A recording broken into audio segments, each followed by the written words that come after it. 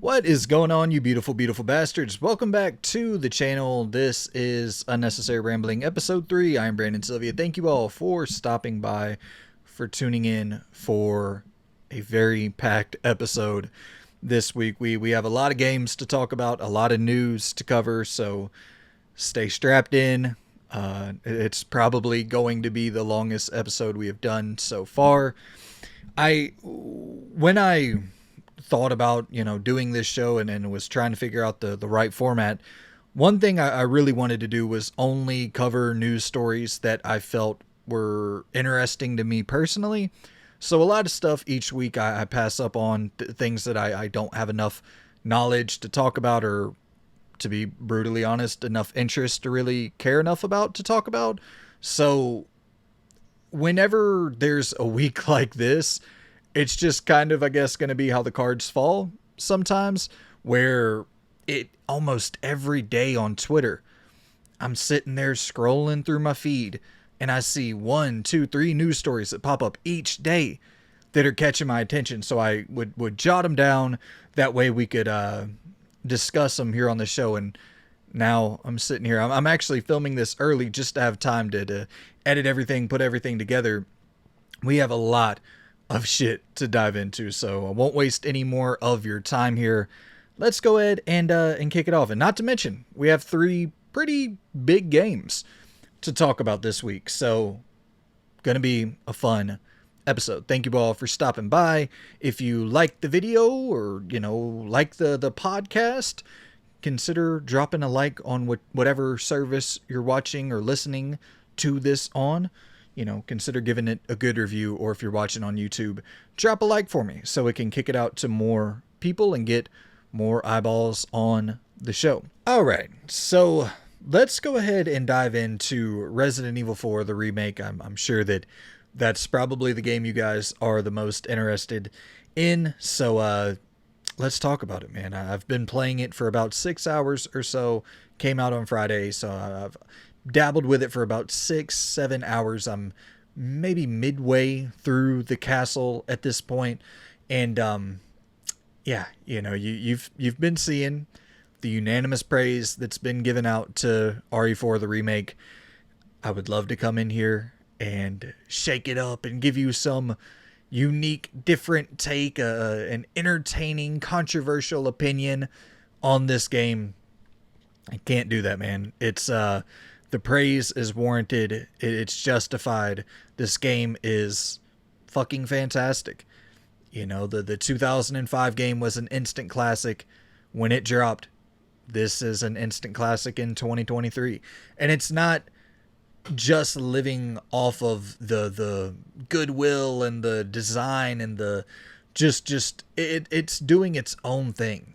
RE4 the remake. It really is. And it's making changes on a micro level that, are just little things that you'll see kind of slowly as you play the game more. You're like, oh wow, that's different. And then there's big macro changes that are obvious and in your face from the get-go. And like obviously the moving and shooting and using the knife to parry, those things are obvious. But the small changes are almost equally important when they add up over the course of the game. And just in terms of when you're looking at like 1998's RE2 and 2019's, and you're like, well, yeah, the 1998 game, of course that's not going to be the version that modern audiences go to as like the de facto way to play Resident Evil 2, even though I love it. RE2 from 98, my favorite game of all time. But I think that this is similar in a different way. Of course, there's a lot more similarities to RE4 from 05 to RE4 from 2023, but I think that this is probably going to be the de facto way to play RE4 from this point moving forward. And just like,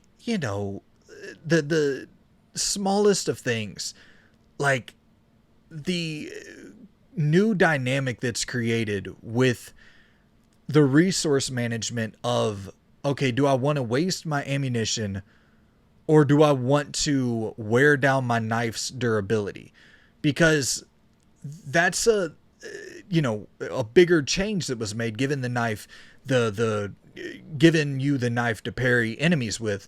But a smaller thing is the durability system with the knife, and how it creates a new dynamic of, oh shit, okay, I have 50 bullets in my handgun. I can spare some of those to buy me enough time to get back and get to the merchant so I can repair my knife.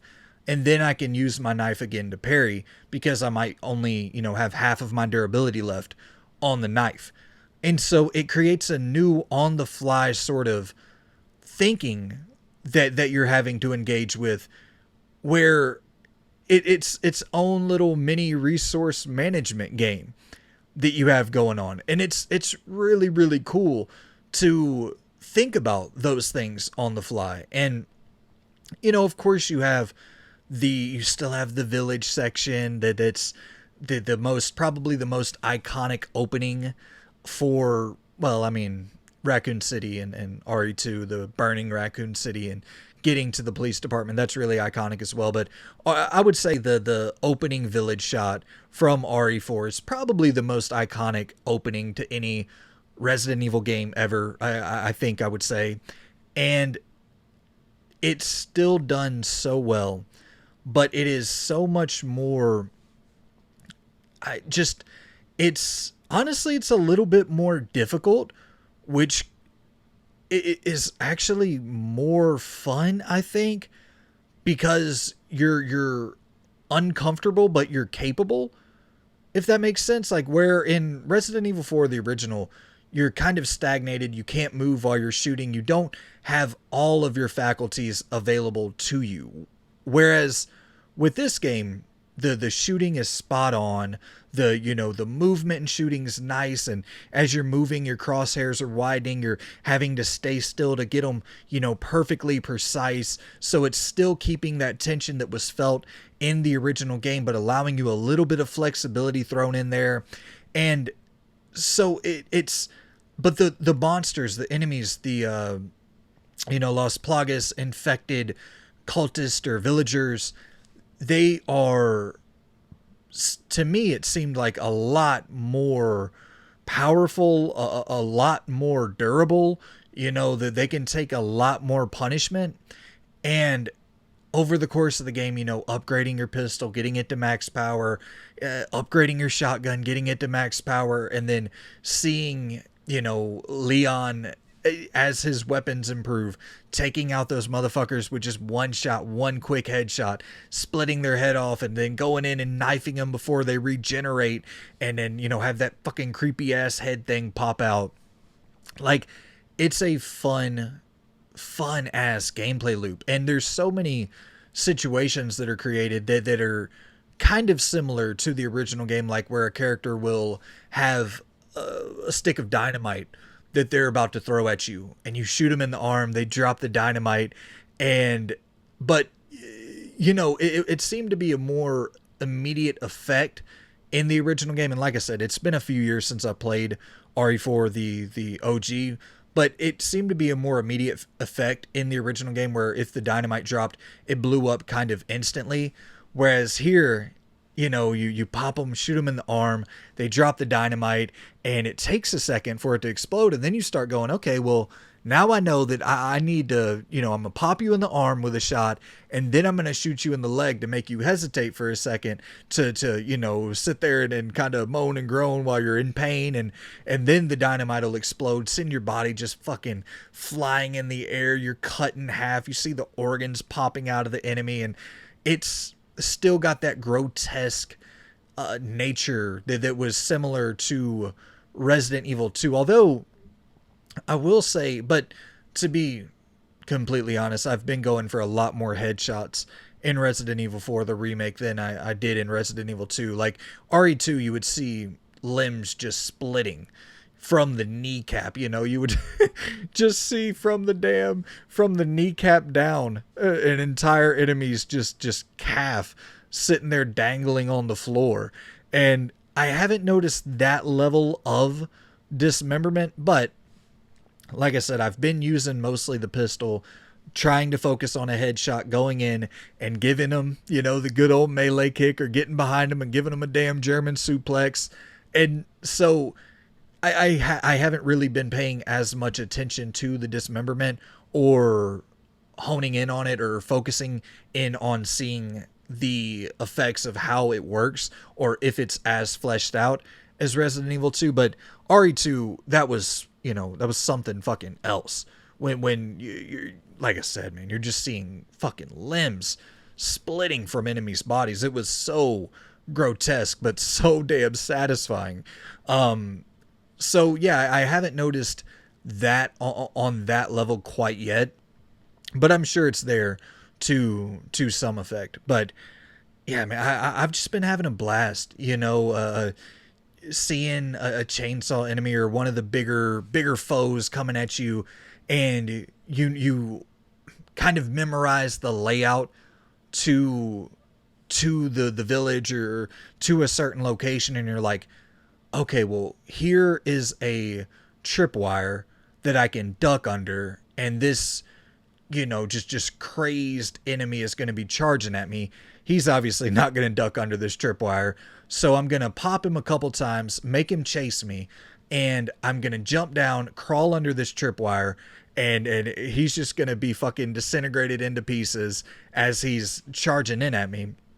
And like, that level of cat and mouse and strategy that's on offer here is excellent, man. It's excellent. And look, like I said, some of those things are in the original game, and I'm not trying to sit here and say that this is like totally reinvented and something that you couldn't get from the first game. But I think the fluidity of it, the precise nature of the movement, of the shooting, of just the modernization of this game, it comes together so fucking well. And I think, once again, talking more on a macro level, a bigger kind of overview, is that the story, I think, is presented so much better.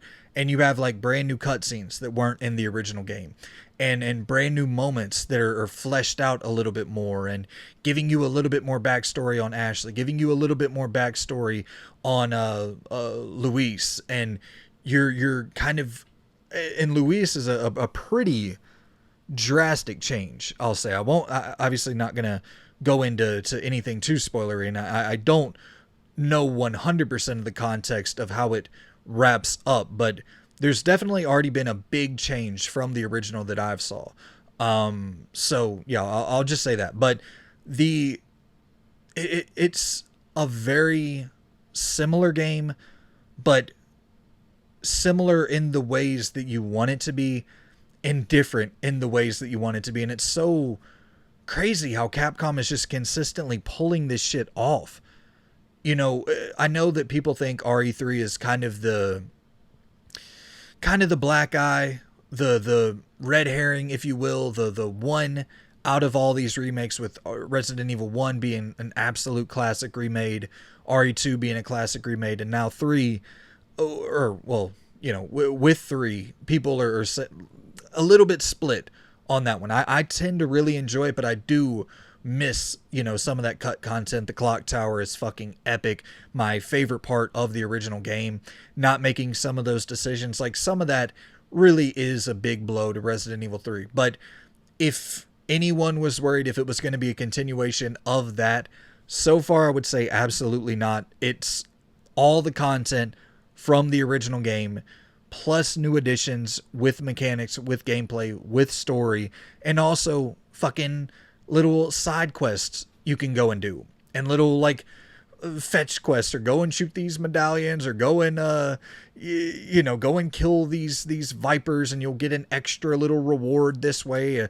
Do a little quest for the merchant, and so it's more content than the original, and keeping all the best parts of the original. So it's really easily right now, I would say, my game of the year. I think it's probably number one.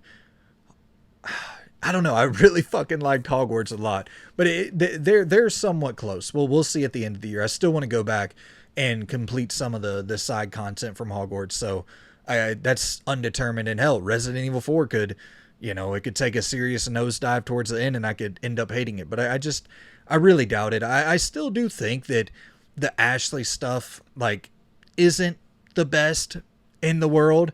That was the biggest complaint from the original game. I think it's going to be most people's number one complaint from this game as well. It's not incredibly enjoyable to have to watch after her, and if she's getting carried away, having to make sure you don't accidentally shoot her, it'll be a mission over, or just that shit is a little bit tedious and monotonous, and that carries over into this game. So for people who hated it in the original, I think it will still hate it in the remake. But I like some of the additions or adjustments to Ashley's character overall. I like that she looks a little bit older in the remake. It's makes some of the innuendo, some of the commentary a little bit more palatable because she doesn't look like a 14-year-old girl. So that's, I think that's a lot better there, a much needed adjustment there. But yeah, something else I really am enjoying with the remake is they have a new stealth option added in to where you can crouch and, sneak up behind an enemy, take them out with your knife. And talking about the knife durability, obviously stealth killing enemies takes your knife durability down, but you have kitchen knives and like boot knives that you can pick up while you're breaking the different objects and boxes and shit in the world, and vases and shit. And sometimes you'll find a boot knife in there, or a kitchen knife, and you can use those, you can equip those, and not have to worry about whittling down the durability of your go-to knife from Resident Evil 2. And it's that same like combat knife that carries over into Resident Evil 4. So there's like a more significance to the knife. Leon has more of an attachment to it, and yeah, it's been a really, really welcoming treat to go back to. And in the moments, the lake boss battle, and then just cruising around the lake, going onto the ship, and then picking up the gun in the middle of the lake, and the little different sections off to the sides, or just like even the boxes, the breakable boxes, and cruising through the lake on your boat, just breaking the boxes, getting 100 of the coins added to your purse there. And it's so silly and so fun, and like all the campiness is still kept intact. But I think the slightly more difficult moment to moment gameplay adds for a slight elevation of the horror elements of the game. And there are some sections where it's a little bit darker, like visually, like literally it's darker than you remember in the original. So I think it's the changes for what I've seen so far. Like I said, I'm 6-ish hours into the game, but all the changes that I've seen so far have been for the better. Am I personally, like, I'm not the biggest side quest guy. I really don't like those in Resident Evil games in general. I don't, this is going to sound way too, taking Resident Evil way too seriously here, but I really like having one objective and like say, okay, go and save the president's daughter. Okay, that's the objective. And then the only other thing I'm thinking about is survival. And I don't know, the immersion, I'm not saying the immersion gets broke by adding in the little silly quests. Because look, Resident Evil 4 is a silly game. There's silly quotes nonstop. The fucking drop kicking and suplexing, and it's a silly game. But I really do kind of like to immerse myself into Resident Evil and think of it as like just straight up survival horror. I'm going to get my objective done, and I'm going to try to survive by any means possible, and I don't really want to think about anything outside of that survival. And so when I'm thinking about, okay, well, go and shoot these little dolls to get an extra boost, it's like it doesn't it's not the end of the world. Like, I understand that that's a silly, like, personal thing. It's not even really a complaint. It's just personally how I like to play Resident Evil. I don't really want to think about that outside stuff.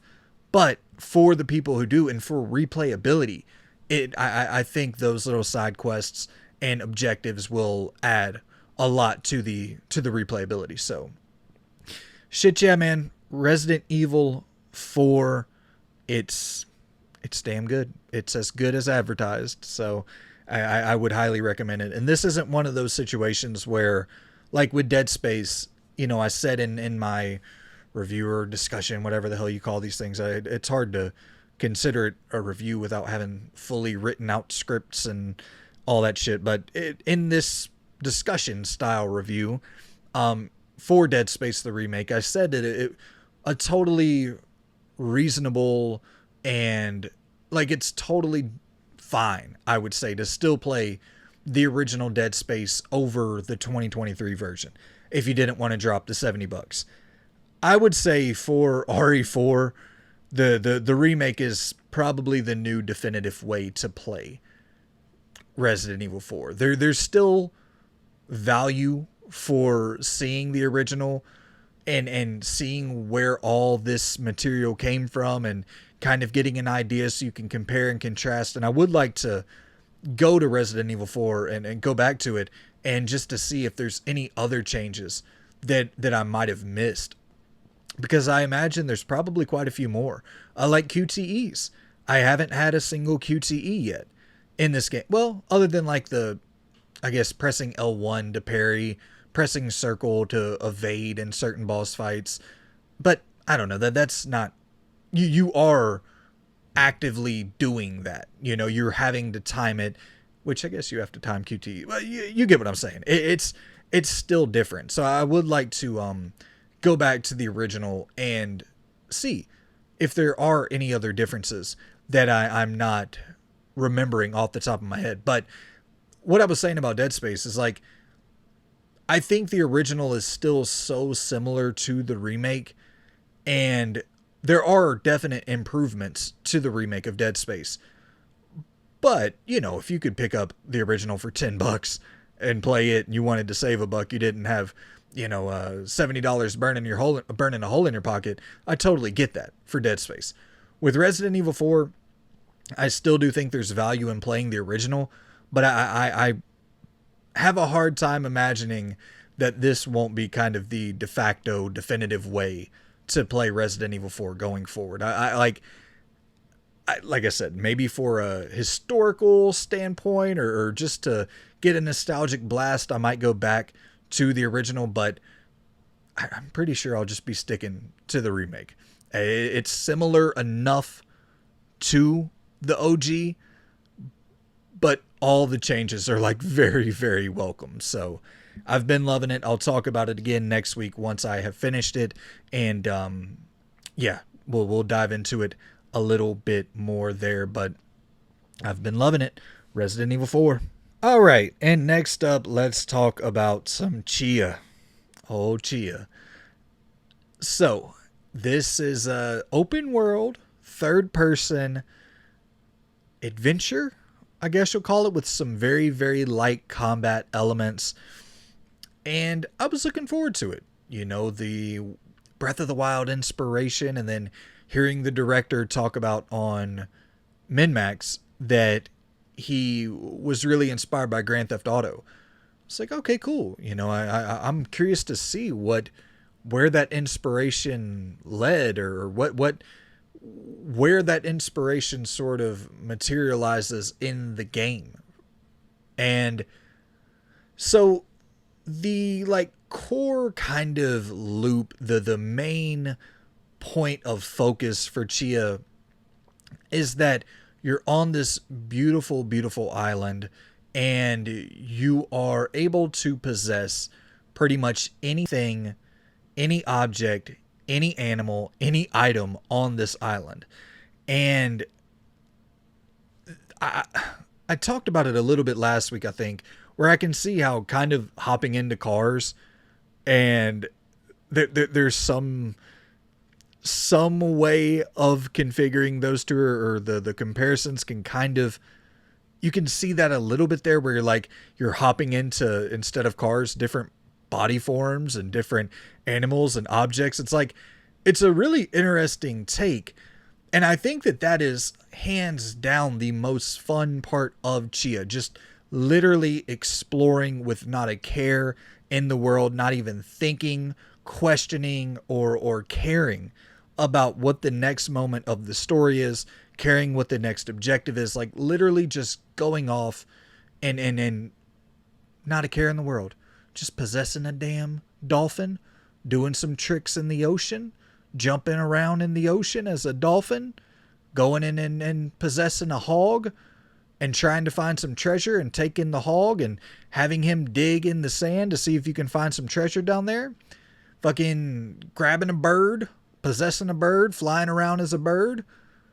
And you end up kind of reaching your objectives just by existing in this world, because the act of getting from place to place and knowing where to go, knowing how to get there, it kind of takes that, in my opinion, slightly more tedious approach to navigation, where you just have to kind of figure everything out. You do have a compass, which is helpful, but there are times where you're just like, I don't know where to go. I don't know where to find this specific type of clay that you want me to get. So you just take the bird, you fly up in the air, and like, oh, there's the clay that I think I'm supposed to go and get.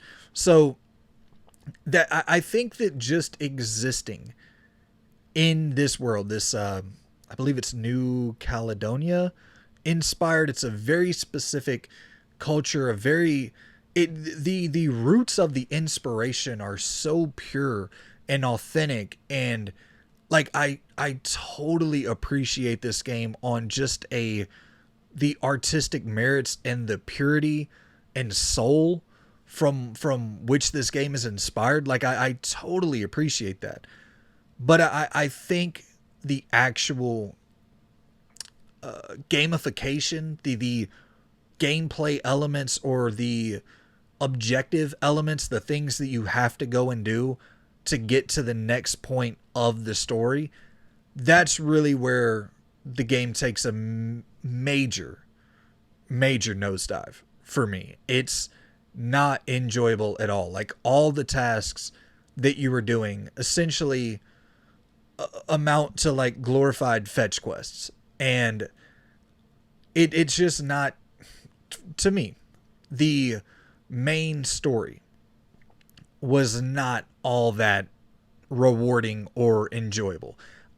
Or let me be clear, the main story mission objectives that you had to do in gameplay, I did not find that rewarding or enjoyable. The actual story, I really dug, and getting to exist with these different characters and seeing the different parts of their culture and playing music and sitting around a campfire and harmonizing. And, you know, it has like the rhythm sections where you're playing the guitar, you have to do it at a certain rhythm, and, you know, playing the drums, or carving the little totems, and going and jumping, doing the dives off of this huge mountaintop into the ocean, and just being so immersed by this absolutely breathtaking world.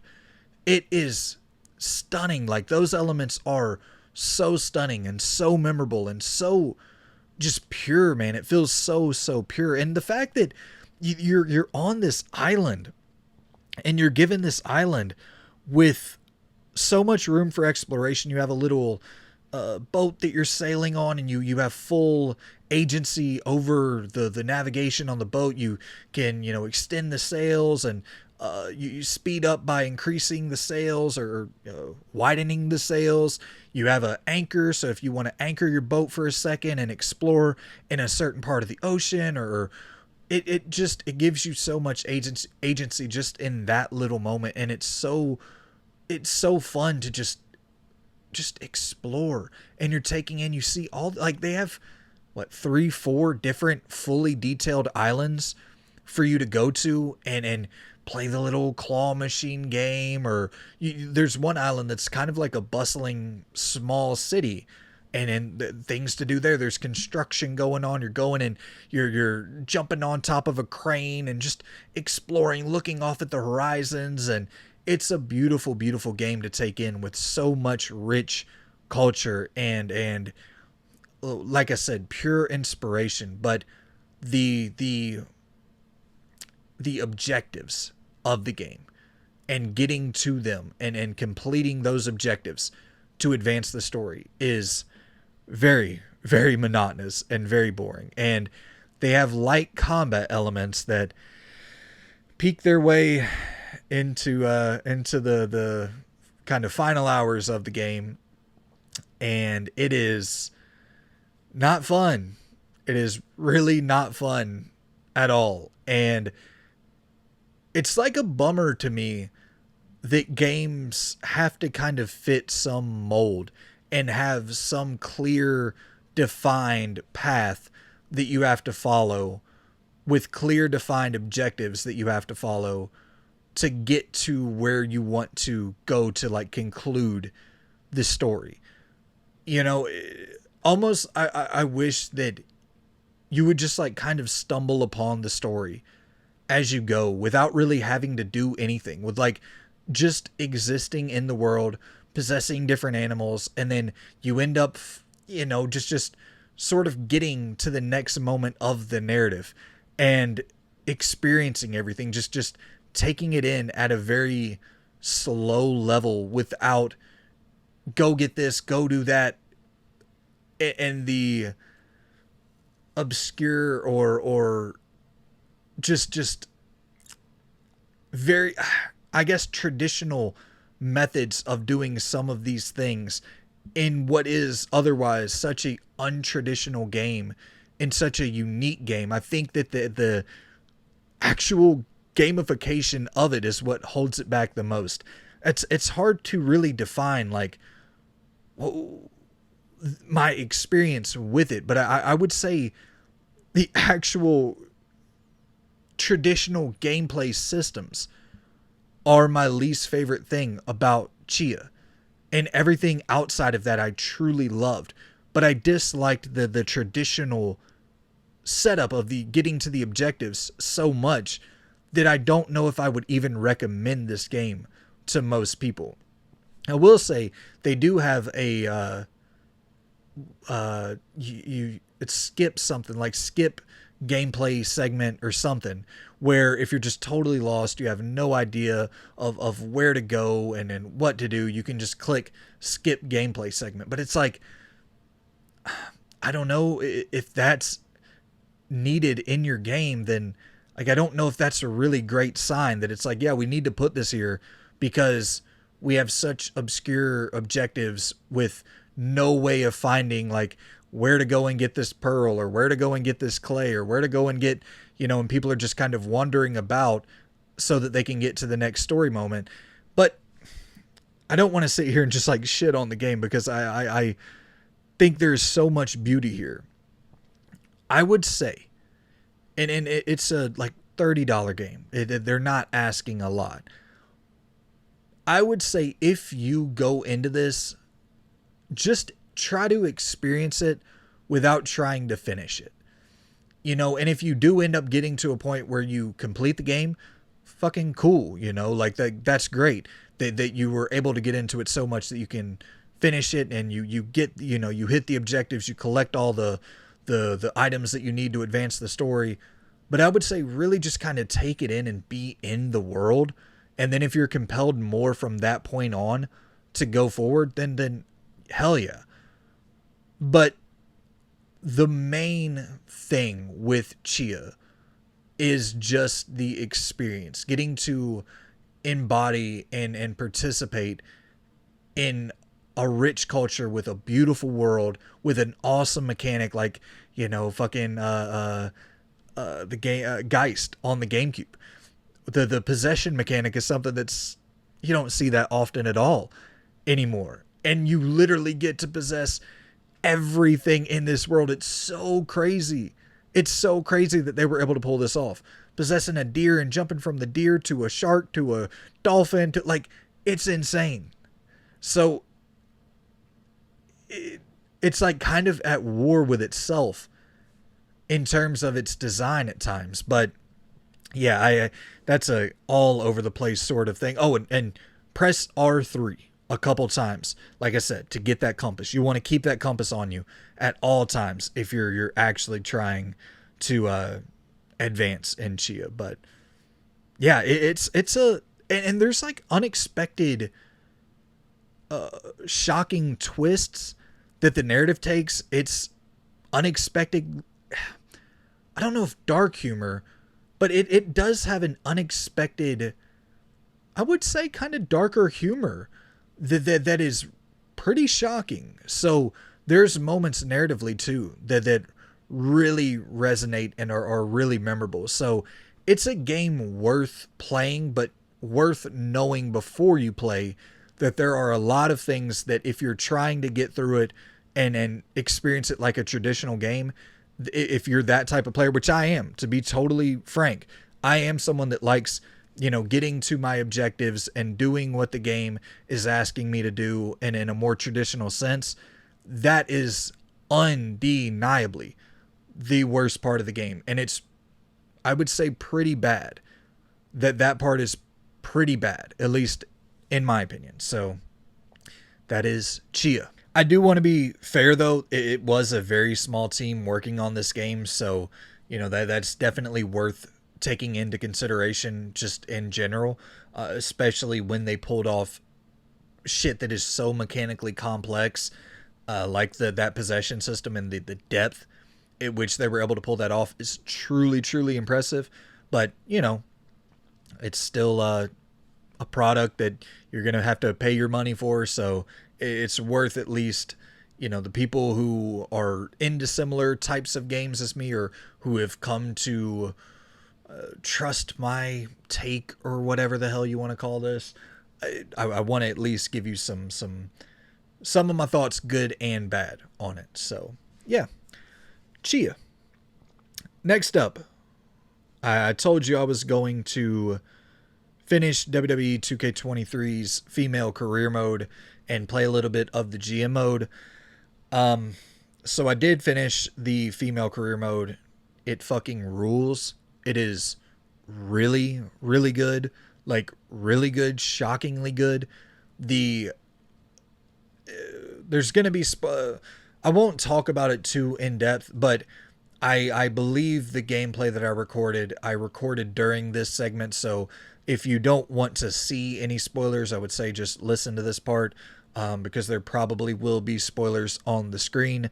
But, and no real big spoilers, it's just one big decision that leads to so many other big decisions, and it is so fucking well put together, man. Like, I was not expecting, like, this is way better than the male career mode. Way better, with way more twists and turns and ups and downs. It's a roller coaster, but it's fucking great. It culminates in a fantastic, fantastic way. But essentially, a big part of the female career mode is a tag team that you form in the game. And it's a unexpected sort of budding friendship that occurs if you allow it to, based off of the decisions that you make. And there's multiple twists and turns that can take. And I'll say this: you can make the decision to turn on your tag team partner, and it pops up in game. It immediately has real consequence that can lead into, I'm assuming, multiple vastly different directions for the story, adding immense replayability. And for me, I chose to stay with my tag team partner, to not turn on her, even though a lot of the advice you're getting is, look, man, when Shawn Michaels, what was Shawn, the Rockers? It was Shawn Michaels and fucking Marty Jannetty. When Shawn Michaels sweet chin music, drops Marty Jannetty through the glass. That was the defining moment for Shawn Michaels' entire career. That took him from a incredible talent that was with an incredibly unique tag team gimmick. He had something really solid going on there that he could have stayed with forever and had a great career. But he chose to bet on himself, and look where he ended up. The showstopper, the Heartbreak Kid, Mr. WrestleMania. You know, that was all built off of him turning on Marty Jannetty in that moment. And you're getting a lot of advice, maybe even from some of the people that we just talked about there. You're getting a lot of advice to make those decisions, to possibly turn on your partner, to better yourself, to elevate yourself in your own career. But I was like, man, fuck. This friendship has me invested. It's actually developed in an interesting way. So I want to stick it out, see what happens. Maybe we can go on to Mania and have a big fucking triple threat TLC a la Edge and Christian, Dudleys and Hardys, and have that first big moment for like the women's tag team division. I was like, hell yeah, let's see where we can take this with this story. And where it ends up is so much more interesting than anything I could have expected. And not just like, I could have kind of expected where it went, but how it got there, the use of subtle detail, the use of, let's just say, lighting equipment. I'll just say that. And how that very, very, very specific item has such a long-term payoff in this story is really compelling. Really compelling, the use of just subtle detail. And we're talking, once again, let's be very clear. We're talking about WWE 2K23. And I'm not saying, to lessen your expectations because it's coming from a team that isn't traditionally looked at as great storytellers. I'm not saying that. But you have to take everything into account. And when I'm experiencing a story that is this in depth with this type of long-term story arcs and this long-term booking, like, I was really, really caught off guard by how goddamn good this story was and all the great ways that it pays off at the end. It was fucking fantastic. And once again, not to spoil anything, but there's an interesting little narrative weaved in there about the Diva era versus the kind of real women's wrestling of the modern era. And that's another good story that once again has a long-term payoff. And it's good. I'm dancing around this because I really do want people to experience it and get that full experience for the first time with kind of fresh eyes. But I'll just say one last thing: the Elimination Chamber. That's all I'll say. Wow, like, that's a brilliant idea. What they have there is a brilliant idea that absolutely should be implemented into a real storyline in WWE in the future. That is a great idea. So we'll leave it there, but this is undeniably the best WWE 2K career mode, story mode. This women's one is the best one 2K's ever done, in my opinion. Better than 2K19. 2K19's was great, but the payoffs here for this women's career mode is fucking excellent. I highly recommend checking it out. I know that most people aren't gonna go out and buy a $70 wrestling game. I get that, but just for the story alone, if you can grab this thing on a sale, and like I said, the male career mode was really, really solid also. Like, it's not on this level, but it was pretty damn good in and of itself. So you have totaling probably I would say probably 20 hours of story content there just for like one playthrough. I think they're probably about 10 hours a piece. I don't know. WWE doesn't, the 2K games don't have like a in-game save clock or anything like that, which is kind of frustrating, but I would say probably each one took me about 10 hours, and the gameplay is just so pick up and friendly, so easy and fun that it's actually a really easy wrestling game to recommend. Now, my GM, the new GM mode. We'll quickly talk about this, and we'll wrap up and dive into the news. But look, I don't know. Okay, I do know for sure that this mode's not as good as SmackDown vs. Raw '06 and '07. I don't know if one of the main reasons is that I just don't have the connection or the attachment or the care or even the knowledge of the new roster members that I did for, SmackDown vs. Raw '06 and '07. Like, I knew all of them. I grew up with all of those wrestlers, so I had that built-in attachment and built-in investment for those wrestlers. So whenever I would do a GM mode, I would go through and I could book all the matches and set up all the rivalries with the different storyline writers and book it out for fucking, I could get through 6 months in one sitting easily. Like, easily run through 6 months of a GM mode in '06, '07 for SmackDown vs. Raw '06, '07. Like, it was a blast to me to do that. And maybe there is a part where just the investment that I had in those characters really was a big defining factor. And I don't, like I said, I don't watch a lot of modern wrestling. I tune in for like the big four. I tune in for like the big four pay-per-views, maybe watch the Raw before the big pay-per-views. So of course, I don't know a lot of these people. And it's hard to get invested in them in this mode because it's not like a story-centric mode. So I don't really learn much about them, which is not what I want from GM mode anyway. But there is a simplicity, like a inherent simplicity with the way that SmackDown vs. Raw '06 and '07 were designed, opposed to this very, very complex, needlessly so, in my opinion, complex system that they've created for the GM mode for the modern wrestling games. Like, I don't need power cards. That's this new thing they have here where it's almost like the definitive way that you're going to win.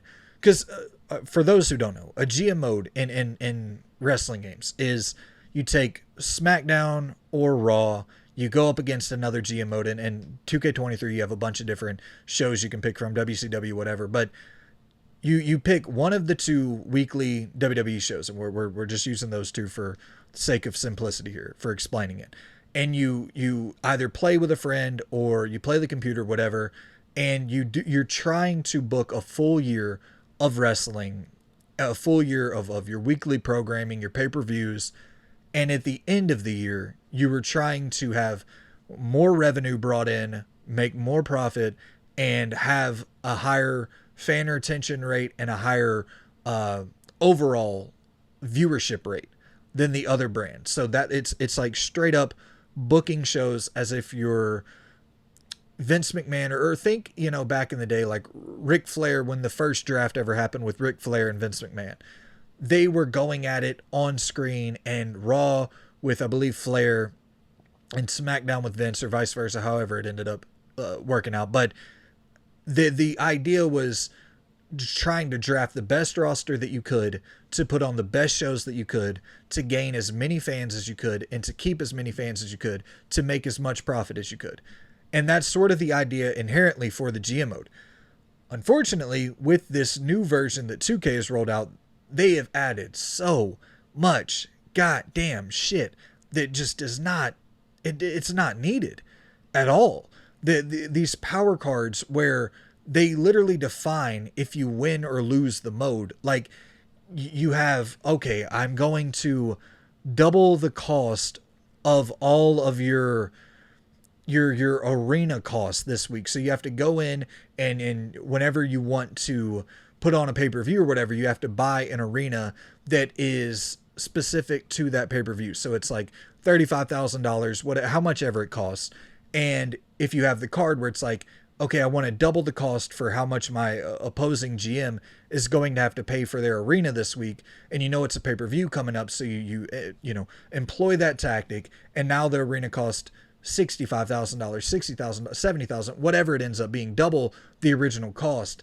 And like, those are kind of the tactics that you use to win the mode, opposed to just putting on the best show, the best matches, using the best promo producers, the wrestlers that deliver the best promos, having them go out there and promote the brand and do advertising deals and all this and that to bring in more money. Opposed to doing that, it's a lot more of, okay, now I have this power card where you can't use your 3 most popular superstars this week, or whatever the case may be, and inflicting that kind of damage to their booking week in and week out is what will prevent them from winning at the end of the year, opposed to you just literally putting on a better show week in and week out, which is how it was done for SmackDown vs. Raw 06, 07, and 08. Just putting on the better show, having the better matches, booking the right people against one another. And that's another thing. Fucking A. That is another thing. This new system for 2K, it's like you draft people, and it's not about drafting the best talent. It's about like drafting people who have styles that work best with one another. And I get it, styles make fights, whatever, but it's so just kind of one track minded, where, okay, bruisers go best with fighters, cruiserweights go best with giants, and like specialists can kind of perform with anybody. But now you're telling me Roman Reigns is a bruiser, Brock Lesnar is a bruiser, and just because one of those two aren't a fighter, that if I put them in a rivalry with one another, that rivalry is not going to get as good of results as putting Roman Reigns in there with fucking Finn Balor because he's a fighter. Like, it doesn't make any sense. Roman Reigns and Brock Lesnar is one of the more memorable feuds of the last few years in wrestling. It was great. Or like Roman Reigns and Braun Strowman, because Roman's a bruiser and Braun's a giant. Those don't go together, but I can put Braun in there with Rey Mysterio, and that'll somehow be better just because of the styles of wrestler that they are. Like, I get styles make fights, but this is entertainment. You can put anything together as long as they're talented enough. The whole, the whole thing about Shawn Michaels could work with a broom and put on a 5-star match. Like, that's kind of the thing. The most talented people you can kind of put with anyone and have good matches. And whenever you're telling me I can't put Roman and Brock Lesnar together and have as good of results as Roman and Finn Balor, it's like, why not? And I don't know. There's just a lot about this GM mode that there's improvements for sure. There's more match types. You have your triple threats and Fatal Fours finally, although you can't like have title matches in Fatal Fours and triple threats, which is I that doesn't even make sense to me. I don't understand why a game from 2006 and 2007 could have all of that, and 6-man tag matches and elimination tornado tag matches and fucking 6-man over the top battle royales. Like, there was so much depth to the match systems and booking those weekly shows, but also the simplicity of just doing it week in and week out. Like, I understand you don't want to just totally ape and copy the exact format that was laid out for SVR 6 and 07 by Ukes, but at the end of the day, if something is great and you're the guys and gals that are tasked with recreating a mode that was created by them, you're the one with the WWE license. Just fucking, make some adjustments when need be. Make it your own kind of version, but use that model. That model was so simplistic and worked so well. And another thing, rambling like a motherfucker here. We're already, close to a damn hour. But regardless, look, here's the thing. I if you wanted to design it, and I'm not a fucking game developer, I'm not a designer, I'm just saying, if you were giving me a magic wand and you said go and create this mode, and well, let me preface this. This is my favorite mode in the history of video games. Tchia mode from SmackDown vs. Raw 06 and 07. Favorite mode ever in the history of any video game ever. So that's why this passion is here. It's not just, like I love these fucking modes so much. So anyway, if you were to give me a magic wand and you said, okay, wave it and make this mode however you want, I would say, okay, and you were to tell me that I couldn't just completely copy SmackDown vs. Raw 06 and 07, because I think that mode is perfect. But, all right, you give me the wand, tell me to create it however I want. This is what I would do. I would say, all right, if you're Raw, you're SmackDown, whatever, you have your 3 hours, is SmackDown 2 hours now? Whatever. You have your 3 or 2 hours of programming each week, and you book the show based off of time opposed to matches.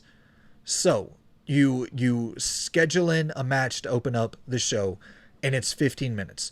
So now you subtract 15 minutes from your 3 hours, and it would all obviously be detailed right there on the screen. You wouldn't have to be sitting there doing math and shit to put your show together. But you if you did it by segments and like say, okay, you can have as many fucking promo segments as you want, as many matches as you want, or as few matches as you want, but it's all done by time and segments, opposed to this strict structure of, okay, here's 4 matches for your main show, three promos, or 5 matches, 3 promos, I think.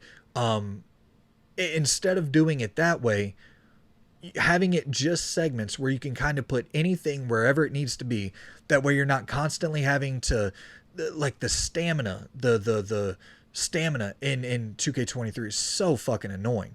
Where if you put your main people in 3 matches in a row, week in, week out, by the time the pay-per-view comes, they're at like 30% stamina, and they can't really even have a match without injuring themselves.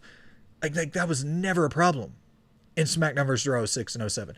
But a way to remedy that would be to, okay, here you have your time slots, and this week I'm only going to have 4 matches or 3 matches, but I'm going to have 6 promos instead, and those promos are going to take up more time. There's going to be some feuding backstage, some, shit talking backstage, or even, a fight that takes place backstage, and you have different things going on, promos cut in the ring, different things like that going on, to where you can increase and intensify the rivalries, but without having to worry about the stamina, and without having to worry about the specifics of, okay, well, I have only like 10 people on my roster, and half of them are out of stamina at this point.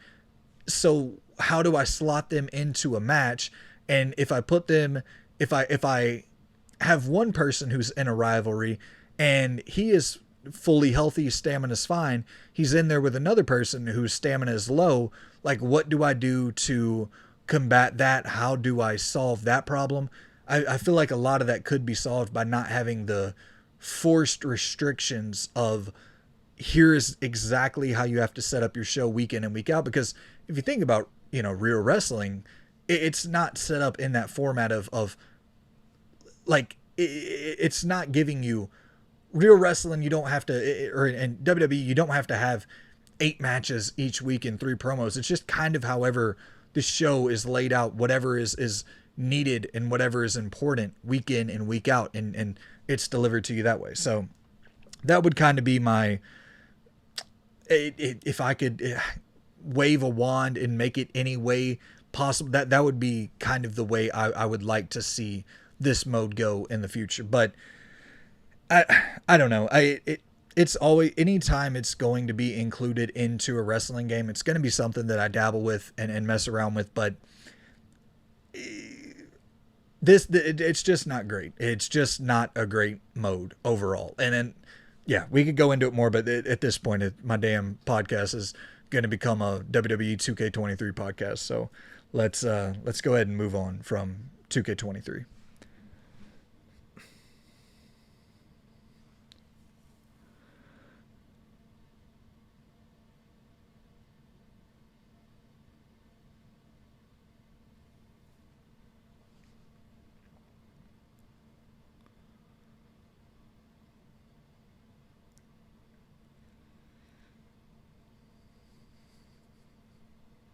Oh, okay. Last thing. Swear to God, last thing. Moving on.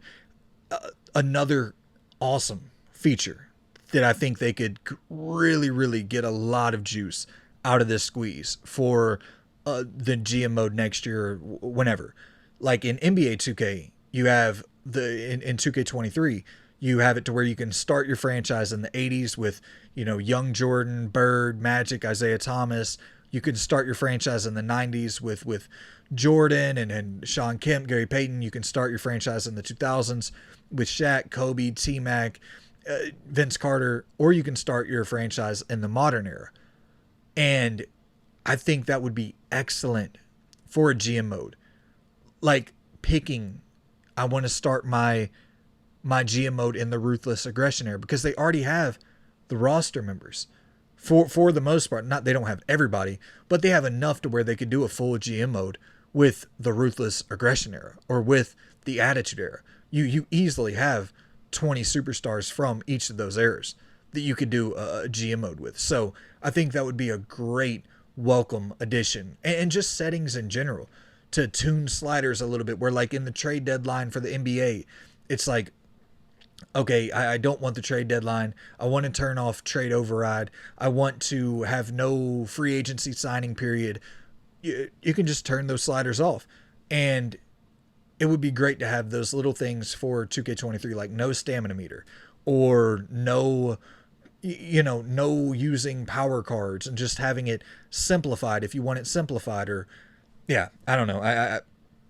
I would just like to see more settings for those systems. All right, my good people, we are already running incredibly long because I am a rambling motherfucker, but we have a lot of news to get through, so I'm going to try to rapid fire run through this as quickly as possible so I'm not taking up too much of your time here.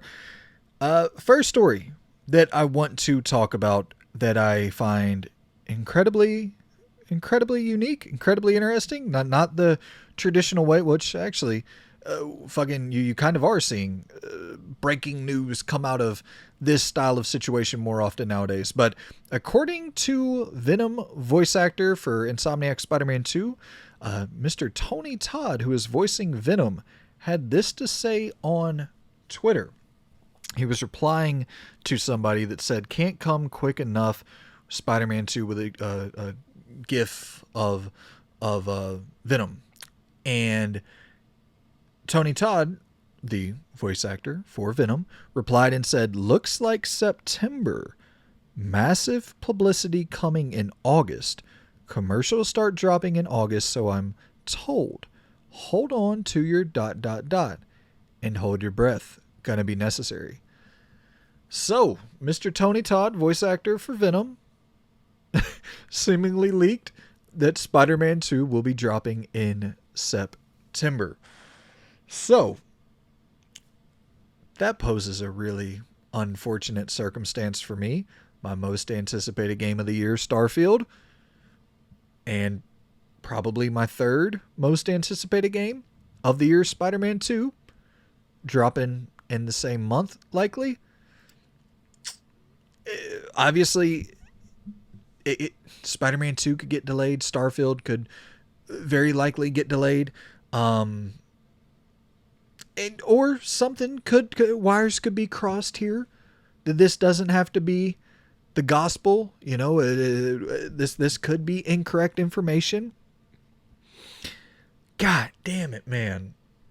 That's because like my brain goes, okay, well, obviously it's going to depend with Starfield coming out September 6th. That's the tough part, because if I'm in Starfield when Spider-Man 2 drops, unless Starfield's a buggy disaster, but if Spider-Man 2 drops, say September 20th, like I'm not going to be anywhere near done with Starfield by that point if I'm really enjoying it, because that looks like hundreds of hours of game there. So, God, that's a packed month. And Baldur's Gate 3, that was like late August, if I'm not mistaken, when it releases. So a packed month with really big games. I know Spider-Man 2 will probably be 20, 25 hours, I would assume. But they've been talking about Spider-Man 2's the biggest, most ambitious Insomniac game ever. So it's like, fucking A. So that is going to be, that's just 2023 in a nutshell. We're dealing with packed fucking lineups, month lineups, week lineup, like, just games galore. Good time to be a damn gamer, as my buddy Mondane said. So shout out to fucking Tony Todd and Mondane. Why not?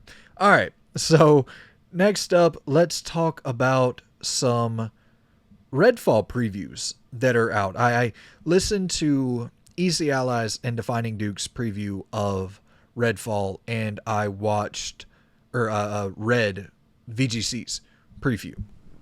So those are the three that I'm pulling information from here. But I would say that VGC was the hottest on it from what I read, and Easy Allies was pretty hot on it. It was Huber that played it, and Defining Duke were probably the coldest on it overall from the previews. So a mixed range here, which I really like when taking in this information, because it allows me to see a bunch of different angles for what people are saying, and kind of correcting my anticipation levels a little bit. And so I wrote a couple things down that were, and obviously go check out their previews for much more in-depth coverage of this, but a few things that I found interesting. You are picking different characters that give you different move sets, but each character has their own move set and their own abilities that you cannot get seemingly with the other characters. So you have to pick specific characters for their specific abilities, and you can't expect to like unlock similar powers with the different characters. So that sounded like kind of, in a way, you would need to be in multiplayer to get the full range of the gameplay, to see the full range of the gameplay taking place in game, which I kind of understand just from the design, or from the like that the idea for Redfall initially in general was to be a 4-player co-op game, and to have I guess those characters all with different abilities that make you want to try out each one, and want to get into a group where each person has a different character. And like, I can see the allure behind that, but for a single player fan, like I would much rather play this in single player, which they did say in the previews that they all played it in single player, because I think Harvey Smith said that it is the most immersive way to play Redfall. So I mean, that leaves me a little bit more optimistic, but being limited on those abilities to whichever character you pick, I could see that kind of going either way, being something I'm positive on because it makes me want to replay the game, or being something I'm a little bit negative on because it limits the overall experience to like a very specific path, which in an immersive sim, the idea is to kind of open it up to where you can do whatever whatever your heart desires in those games. And kind of going right off of that, they said that there's no stealth takedowns. So it's really leaning into that first person shooter mold, which once again, like, it feels at times like maybe we're setting our expectations for Redfall based off of everything Arcane has done previously, and not giving it enough room to be its own thing. So like, I think that's kind of the main takeaway I had with this, was to go into this just totally open-minded, no expectations based off of what they've created before, because this seems to be a lot different while utilizing some of the aspects of what made their other games great, and tweaking it a little bit to fit this Far Cry-ish mold. So yeah, but no stealth takedowns. That kind of bummed me out, because even like Far Cry, you can stealth take down people, but really wanting to lean into that first person shooter stuff. Cool, just very small detail. Picking up trash in the world converts to money right away. So you don't need to go to a vendor and fucking sell your junk items, and it does it for you. So it just completely cuts out that one little step, which I think is really just really smart. It's something that I wish more games did. There is a Grand Theft Auto style alert meter. Like in GTA, you have the star meters where you cause havoc, you do a bunch of dumb shit in the world, and then go on killing sprees and shit. Once you get to 5 stars, cops are chasing you. You got the helicopters, the SWAT team, all that in Grand Theft Auto. In this, you have an alert meter, and whenever that meter fills up, a high-powered vampire comes out and attacks you alongside a bunch of like little lower-powered fellas. So it seems to be that at any time in the game world, this can just spawn, take place. You're in a big ass, essentially a boss battle at any random time, which creates a spontaneous, unknown, or I don't really know what the word I'm looking for there is, but it does create seems like it could create really spontaneous battles that are unexpected and fun. So that sounds interesting to me. No storefront, no microtransactions. It seems like this is actually a co-op game that the developers wanted to make. Like it does not seem very looking to gouge your eyeballs out and gouge your damn pocketbooks, and it seems like they have a story that they want to tell, and they thought that a co-op setup for that would work well for the story that they were trying to tell. Seems like this is just the direction that the studio wanted to go in. And yeah, it's like a scientific, sort of leaning into a scientific path there with how the vampires were concocted with these really rich people wanting to live forever. And I don't know that the previews that I read and listened to left me anticipating the game more, but I don't think it left me anticipating the game less. I think it left me anticipating a slightly different game overall. And another thing, every preview talked about dumb enemy AI, and I don't know how I feel about that one. If it is just totally leaning into the first person shooter fiasco of it all, then it kind of is what it is. And seemingly they're not really allowing for a ton of stealth to take place in general. So I don't think I would be in a stealth situation. You want the enemy AI to be a little bit more, on their toes, a little bit sharper. But in a crazy fucking guns blazing first person shooter style setup, I think you can deal with some dumb enemy AI. But some previews talked about it a little bit like it was god awful. But we are still a little bit, I think it launches in May, so we're a little bit out from the release. So hopefully some of that can be tuned up a little bit. But yeah, Redfall. It's not one of my most anticipated games, but I'm definitely looking forward to this. I'm looking forward to the story and looking forward to just to seeing that world and seeing what they can crank out here, especially with Game Pass, dropping it into a service with 30 million people in it. Like, I hope the best for Arcane. I hope that they can make a ton of cash and crank out some more good shit. Okay, next up we are... How should I roll this out?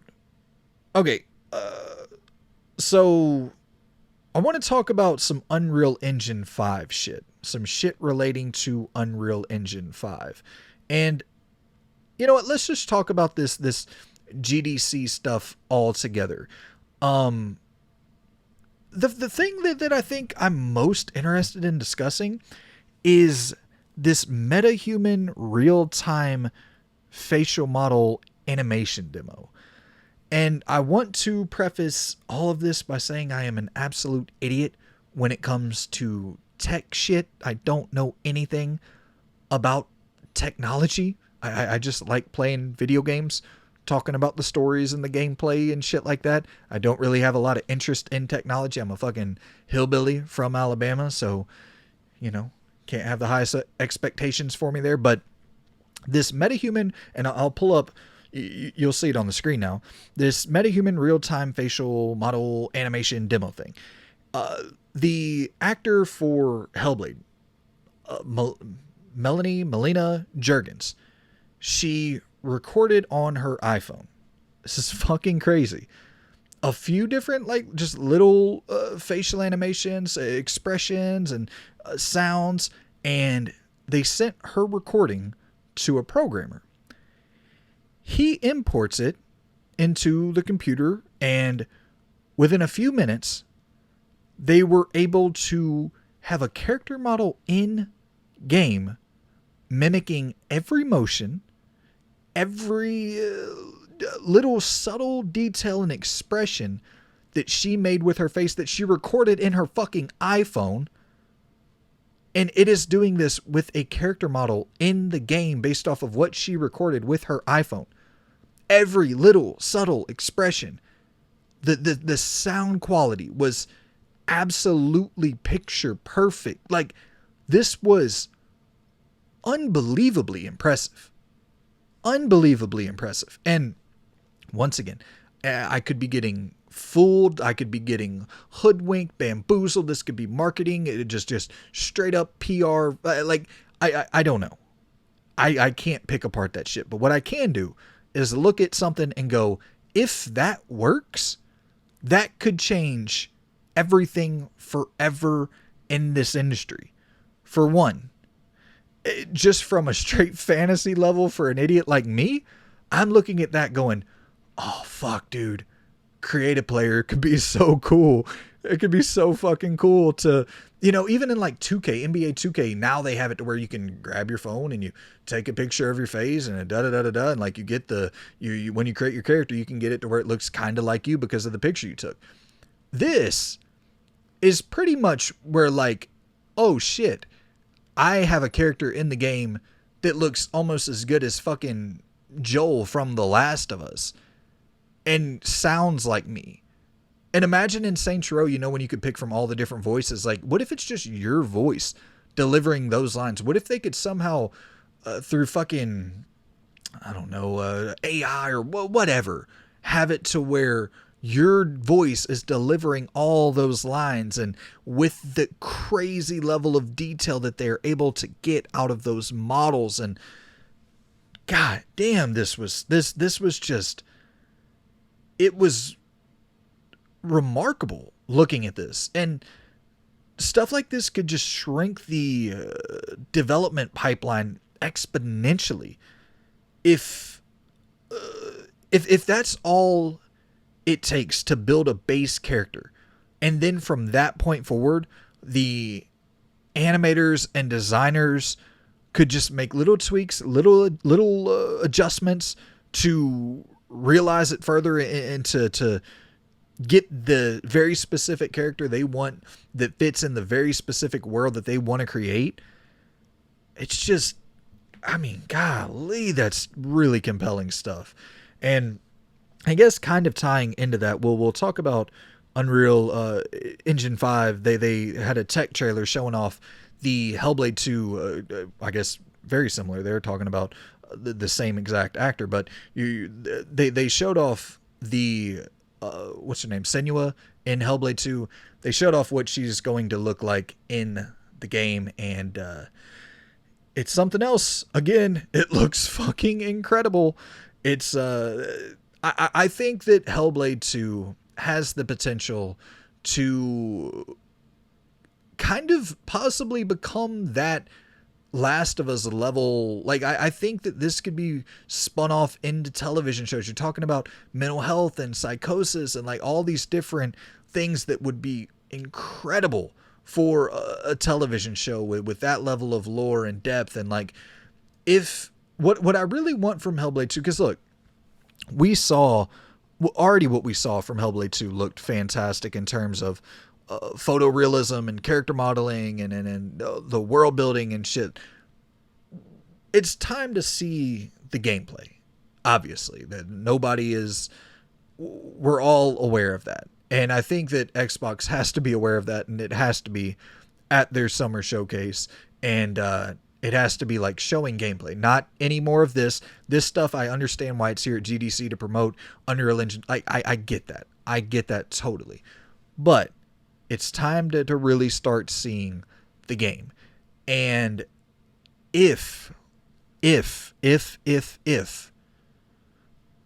game, fundamentally, the gameplay, if the gameplay moment to moment is fun, engaging, the combat is cleaned up, the puzzle solving is cleaned up, and it makes people want to play and want to get to those next story beats. And they're compelled already by the narrative, but the gameplay is engaging and fun enough to get them to the next big moment, to have those big emotional breakthroughs. Like that's going to be the big thing here with Hellblade 2, because if you look at something like The Last of Us, something that people just walk over all the time and don't give credit to Naughty Dog for is the incredible gameplay. The gameplay is very, very, very good. Very good. And sure, the story is the meat and potatoes. It's the best part of the game.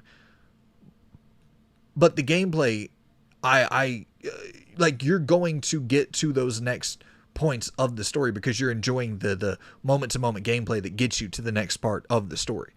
Hellblade 2 or Hellblade 1, I couldn't do that. I was like, this is not fun to me. The puzzle solving is not fun. The combat is not fun. I appreciate it on an artistic level, but I did not like the actual gameplay at all. So if that gets cleaned up, along with this unbelievably just photorealistic visuals that we're seeing for Senua and for this game and for these characters and for the world, like, this could be that Last of Us level title for Xbox and could be spun off and made billions and billions of dollars through HBO shows or through fucking, I don't know, Paramount or wherever they end up going with it. But I think that could also, you know what? I didn't even think about this shit. That Project Mara, I believe, the other Ninja Theory game that's not attached to anything else. Like, it's a brand new IP. It doesn't have a first game that you need to play. This Project Mara game, which I believe is also going to lean into the third person, very cinematic, very dark from just the early trailer that we saw. But maybe, I could be crazy, but I remember like a bit of a sci-fi angle with that. Or am I thinking of Pragmata with the sci-fi shit? Project Mara, Pragmata, whatever. But I remember Project Mara, the Ninja Theory game, looking very dark, very photorealistic, again, leaning into heavily showcasing character models and the animation work that went into those character models. And so it seems that Ninja Theory is leaning in this direction heavily of being like that next Naughty Dog level studio, because there's not a lot of studios that lean into that production quality, lean into the cinematics, the storytelling, the characters, the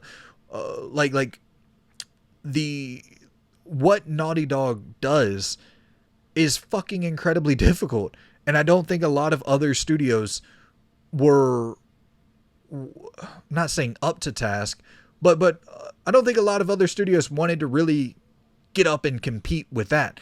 It seems that Ninja Theory is wanting to lean into that, and I think that they could be capable of that, especially when thinking about that Senua Saga was technically like an indie game. Obviously not on an indie budget, but like, this is going to be a triple A ass video game, Hellblade 2, and they increased staff exponentially. The budget, I imagine, is in the hundreds of millions of dollars, at least $50 million. I would assume hundreds of millions of dollars. You would have to assume that. And it's going to be it's going to be incredible, man. It's going to be incredible to see if they can pull this off. If the gameplay looks solid with Hellblade 2, I think we're in for a real treat. So that is that pretty much? Yeah, I think that's all the tech shit. That well, this kind of ties into the tech stuff. Once again, Project M. They're talking about Project Mara and Pragmata. Now we're talking about Project M. So don't confuse it with Project Mara and Pragmata. This is Project M. This is a NCSoft game that looks very Detroit Become Human inspired. And then I was just scrolling through my feed, saw this pop up.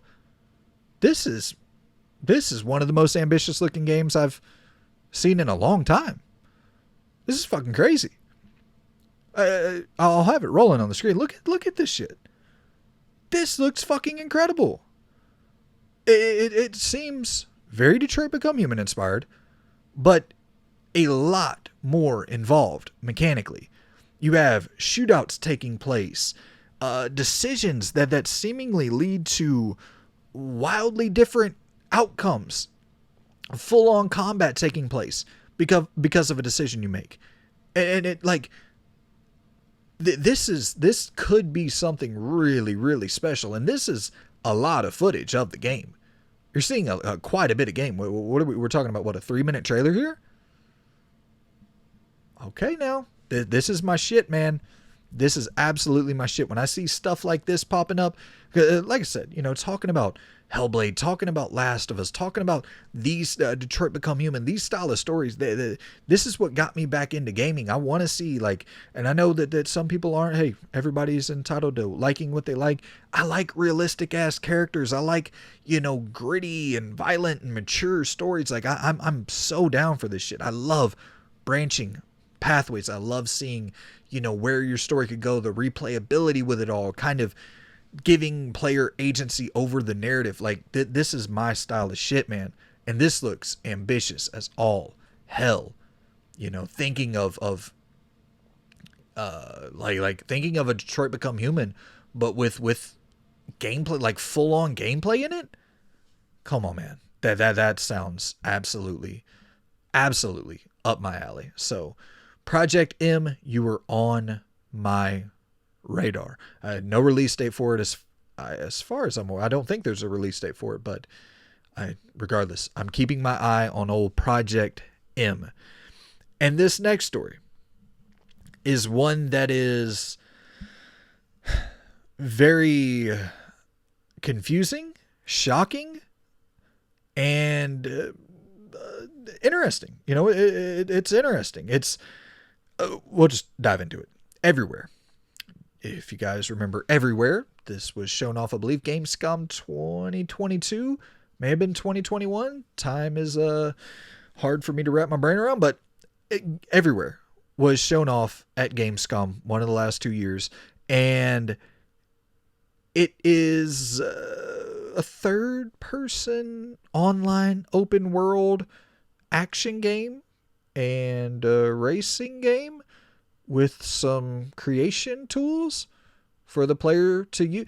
Look, it's very inspired by Fortnite. I think we can all just say that it's inspired by Fortnite.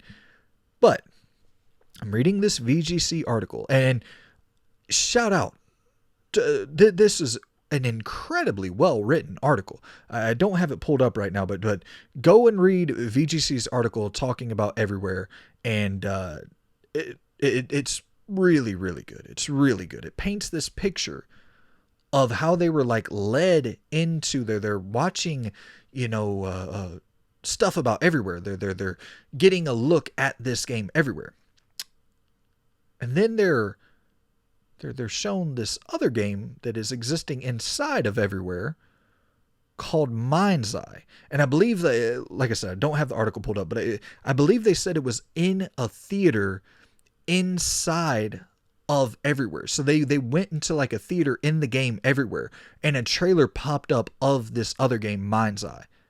So total fucking mind fuck there. But look at this. Look at this. It's on your screen. Look at this shit. What the fuck are we looking at? This looks unbelievable.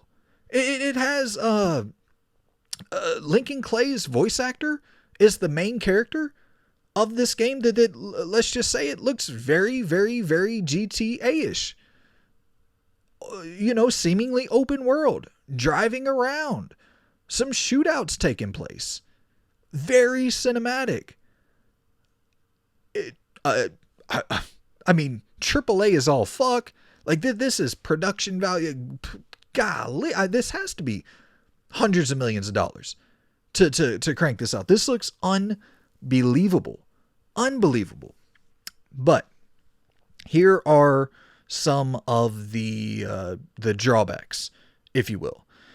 You can only play it inside of the game everywhere. So I don't know how it's going to be rolled out. I don't know if everywhere is going to be a free-to-play thing and then you buy the content inside of it. I don't know how it's going to work. But it's not being sold separately, and it's going to be released in themed chapters, with the first being the single-player stuff and the next being multiplayer focused. But supposedly the everywhere won't have like egregious microtransactions, and you'll be able to play the game as is, and you'll only be paying for like cosmetics essentially. But I don't know how to feel about this, because if everywhere is free to play, I don't give a shit. But is it like, am I going to be buying everywhere for $70 just to play the one game that I want to play inside of it? And that's such a pessimistic way of looking at this. Like, I have no clue. Everywhere might be the sickest shit ever, and might be the one game that gets me into live service games because of just the consistent drip feed of new content. And speaking of that, shout out to fucking Epic with their Fortnite new creation tools and creation suite, where they're like paying the creators 40% of whatever they end up making, whatever the profit or whatever they end up making with these creators going in and making fully fleshed out games and shit. Insane. And it seems that everywhere, from what I'm gathering, and it actually, no, it says that let's see, I wrote it down, I think. Let's see. Okay, yeah, you'll be able to create content in game from the assets used in Mind's Eye. So they're just like giving you the assets from Mind's Eye to go off and create your own shit in everywhere. So you can, like, the possibilities seem so limitless, especially when talking about, once again, the like the little phone in front of you, recording all the little subtleties of your face and the different motions and different, like, to think about the possibilities here is really, really crazy. But I don't know how this is going to be fed out to you. I don't know. Am I going to pay $70 for everywhere and then have to pay $20 for fucking Mind's Eye? I really don't know how it's all going to work out. Regardless, I'm very, very interested in this Mind's Eye game. But I don't know. Drop a $70 price tag on it. Drop a $70 price tag on Mind's Eye, make it 15 hours long, and just let me buy that. Because I'm trying my best to be open-minded, but I have a very, very hard time seeing myself ever getting into this everywhere game. I understand Leslie Benzies, the producer of all the best Grand Theft Auto games and kind of the creator of the idea for what became Grand Theft Auto 5 Online. I definitely, you got to put respect on his name. You got to respect the studio, and him building this studio with his innovative mind, and then the kind of him leading it. Like, you have to at least keep an open mind to it. But with that being said, I don't like GTA 5 Online. Like, I've dabbled in it very, very lightly. Like, I have no interest in that shit. So I don't know. I guess I'm more of a traditionalist in a lot of ways. Like, I would much rather just pay $70 to play what the fuck that Mind's Eye game is. That looks insane. That looks absolutely insane. And the thought of this being inside of a free-to-play game, like, I don't know. I'm already sounding closed-minded, so I'm just going to shut up. But, yeah, last thought. I don't want that to hurt this Mind's Eye game because that looks so good. But I don't know. You know what I mean? Like, it just, is it going to be this guilty by association thing where people don't want to dive into everywhere because they have no interest in all that other shit? And then like this Mind's Eye game that's looking very specifically designed for a more, an older audience who may not have the time or patience to deal with all this live service stuff. Like, I don't know. Just, if you're creating something that ambitious, if it's 10, 15 hours and then a full game, and it said, I don't know if I already said this, but it says that the first chapter is single player, and then they're focusing on multiplayer for Mind's Eye. So yeah, I really wish they would sell it separately, because I think it's worth that, obviously I don't know, but from what we're seeing there, like, you can still put the tools into everywhere, I would guess, and let people use those assets to create their own games and their own worlds and all that shit with the tools from Mind's Eye. But fucking throw a $70 price tag on that bad boy. And I wonder if it'll be like their own in-game market and in-game economy where like people are creating shit and putting a $70 price tag on games inside of everywhere, and you can go in and buy like full games that were developed inside of everywhere. That would be fucking crazy. And then it is, we're opening Pandora's box at this point. Technology's getting to a point where I remember David Jaffe talking about it a long time ago.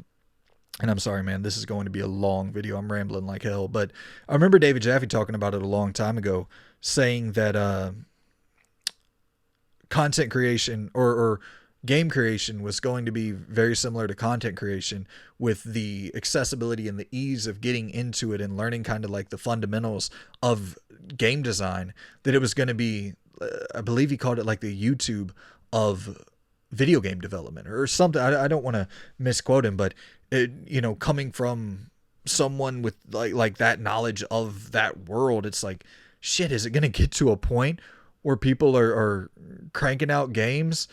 Obviously it'll never be as easy as doing this shit, but like, will it ever get to a point where anybody can jump in and then kind of dick around and learn how to create something that is at least somewhat decent? Like, I don't know. It's crazy. The technology that's getting kicked out to us nowadays is like just limitless. The potential is limitless. I don't know how many times I'm going to say the potential is limitless, but the potential is limitless. And you know what else is limitless? The potential for this Last Ronin Teenage Mutant Ninja Turtles video game. And this I saw this on Polygon.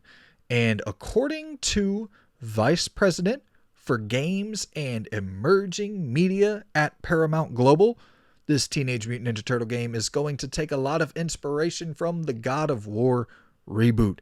Single player, got a darker tone aimed at a more mature audience, but they said they also want games like Shredder's Revenge in the future for the youngins. And I mean, Shredder's Revenge is for everybody, but they want a diverse portfolio of Teenage Mutant Ninja Turtles games. But this Last Ronin game, I'm thinking it might have an M rating on it, and it's being developed by an unnamed studio, and is likely a few years out from release. But I remember, I believe I was talking to Scott from Retro Rivals about the Last Ronin.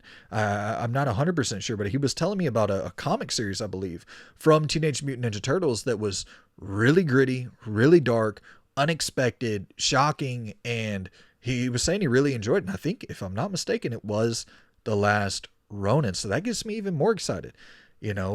Someone that's kind of into the same style of shit I'm into in a lot of ways got into this Last Ronin story arc. And me being someone who I don't really know much about the Teenage Mutant Ninja Turtles at all, I'm hoping this can kind of be my Hogwarts Legacy thing for the Teenage Mutant Ninja Turtles, where I don't give a fuck about Harry Potter, loved Hogwarts Legacy. I hope it's the same thing. I don't give a fuck about Teenage Mutant Ninja Turtles, but I end up loving this Last Ronin video game. So here's to hoping, man. God of War inspiration is always a good thing. That's, you can't go wrong with being inspired by fucking God of War, especially with that style of combat. And hopefully you have a damn jump button though with the turtles. I think that would be a big misstep if you didn't have a jump button. But other than that, I think that's a great inspiration and great style of combat, especially with the quickness and kind of the bruiser approach, similar with Kratos, similar to the turtles. Like, I think that sounds good across the board, and it's just cool to see that they are I know that people have been clamoring for this.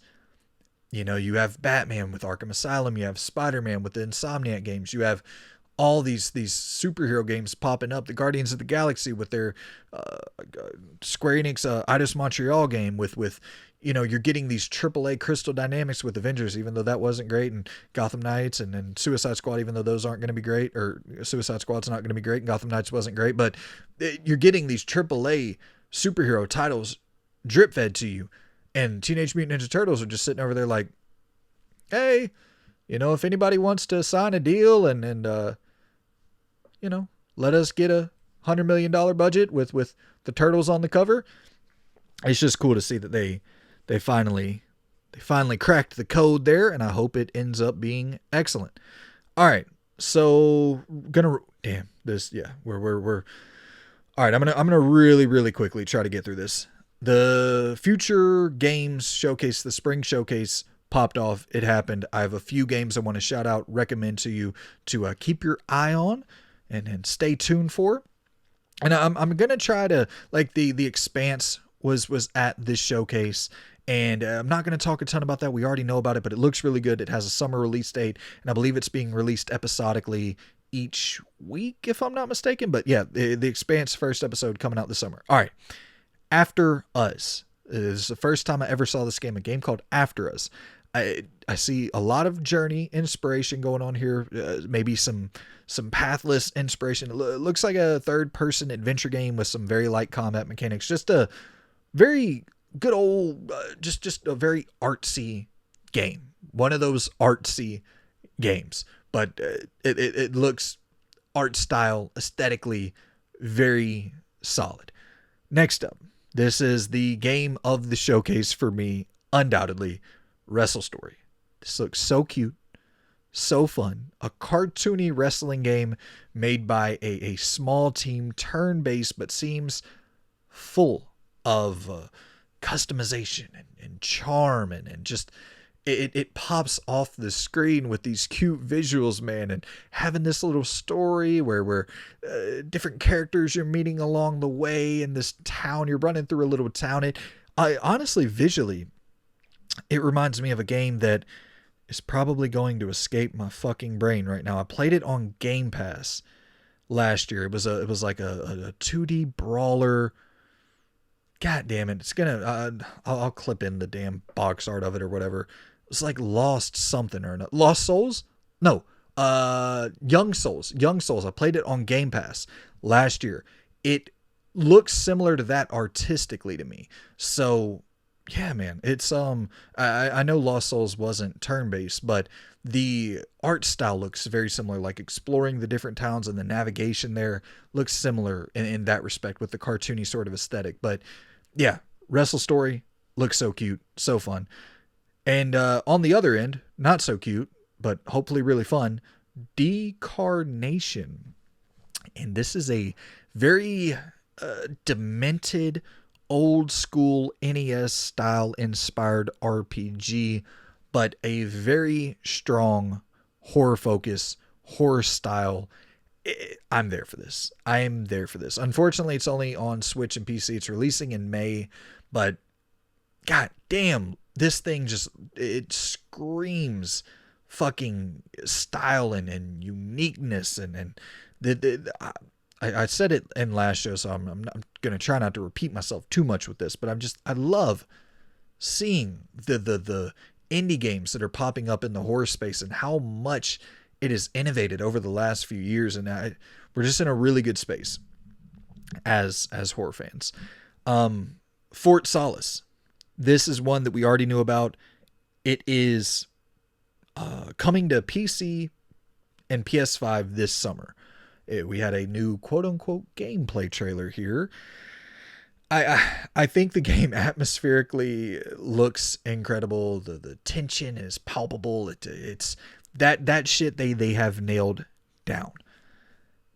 But this quote unquote gameplay trailer is still not filled with any gameplay.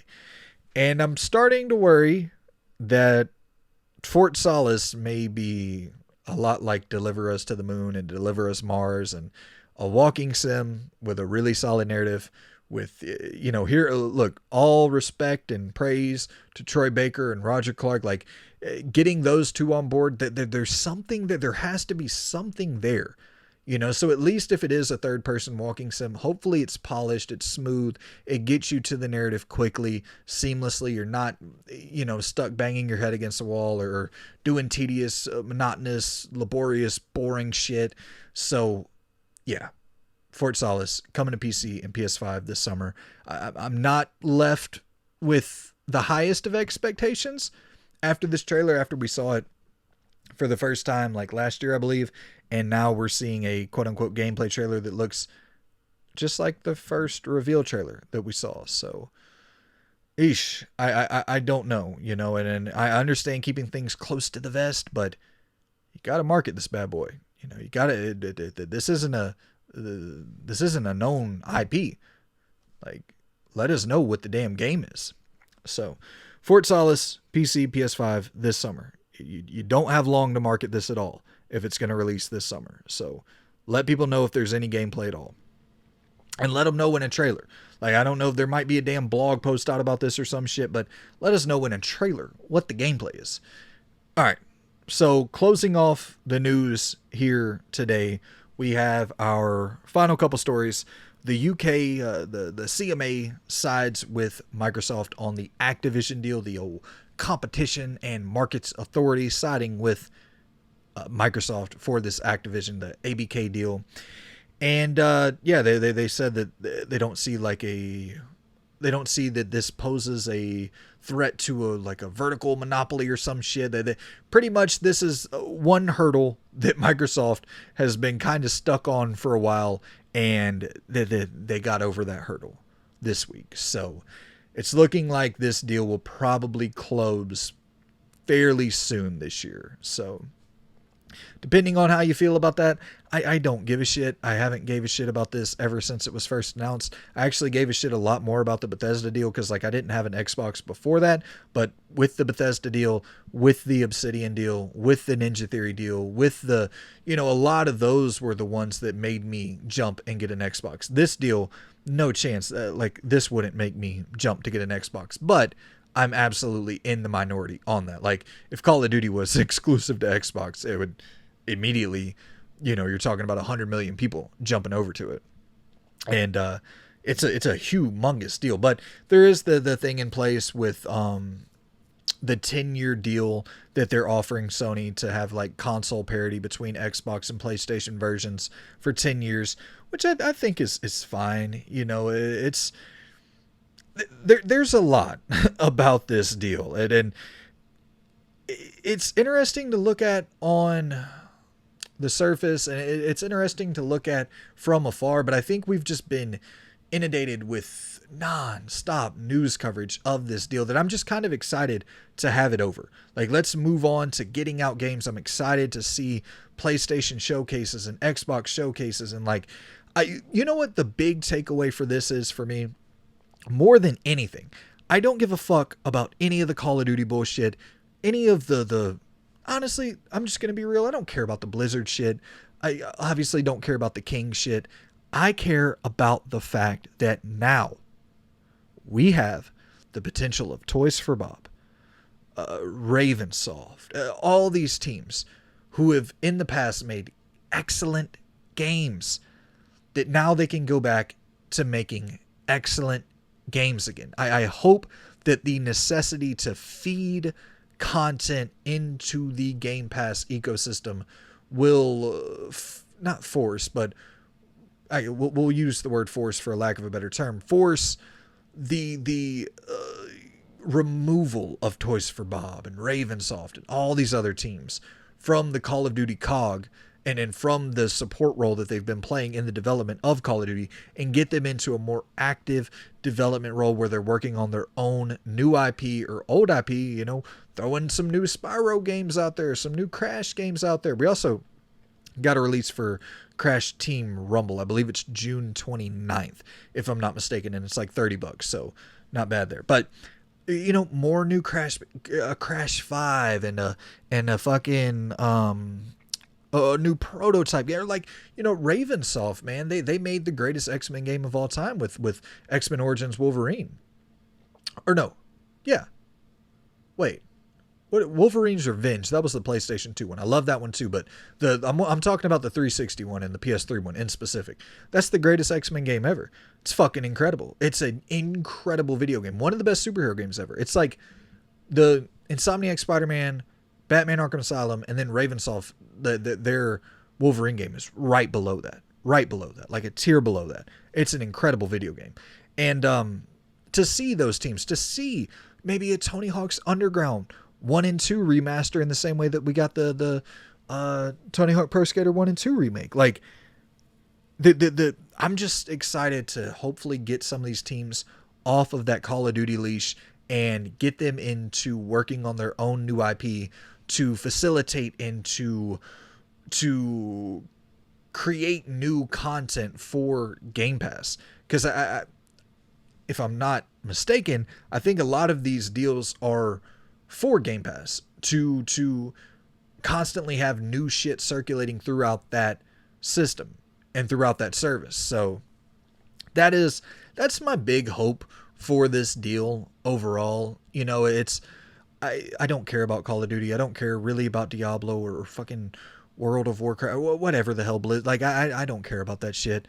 I really want to see some of these Activision old IP come back to life, or get these talented teams working on new IP. That's my biggest hope for all of this. And of course, it seemed like Activision was a bit of a cesspool it seemed like a bit of a cesspool to work for Activision and Blizzard for a while. And now hopefully from all accounts, working at Xbox, working with Xbox, working at Microsoft seems to be like a pretty fucking solid job. It seems like the work environment, the work-life balance, it seems a lot more of a happy workplace from all accounts, from the different developers who are working under the Xbox first party umbrella, like talking about autonomy and talking about freedom to make the things that they want to make and not being pressured. And like, some of that does have the drawbacks where you might have lulls where you struggle getting out first party content, but in terms of mental health and the quality of life, like, it seems that it's state of the art, like one of the best places to work. So it's I think overall, if the alternative was for Activision to run on its own and to continue fostering a pretty rough place to work and having these excellent teams work on the same shit over and over and over again, and these teams that are filled to the brim with creativity and talent, and having them just constantly working on the Call of Duty cycle. And look, it could be under the Microsoft umbrella that they continue with these incredibly talented teams just working on the same Call of Duty cycle, the support roles for Call of Duty each year. It takes a lot to get that game running. It takes a lot to keep that game maintained and all the live service shit kicked out and running on time and according to meeting the schedules. Like, I understand that there's a lot involved with that, but the thing too, where Phil Spencer said PlayStation, they're giving PlayStation that 10-year gap of keeping Call of Duty for 10 years with full console parity.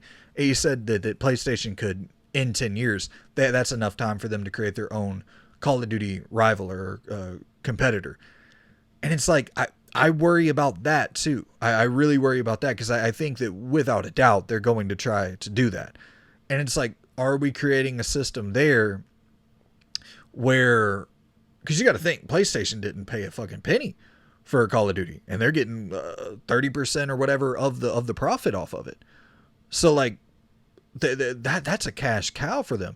And now it's like, okay, if PlayStation is going to create their Call of Duty competitor, are they going to have to pull Sony Bend into working on a support role for that?